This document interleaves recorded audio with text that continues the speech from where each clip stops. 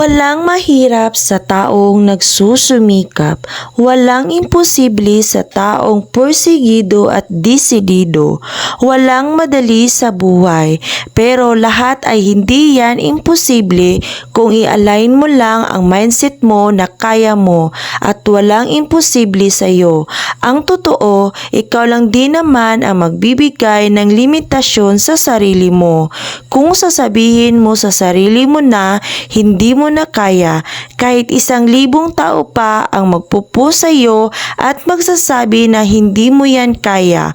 For sure, hindi mo talaga kaya yan. Pero kahit 1 tao pa ang pupigil sa iyo at magsasabi na hindi mo kaya, kapag ikaw mismo ang naniwala sa sarili mo at sinasabi mo na kayang-kaya mo, 100% kakayanin mo yan.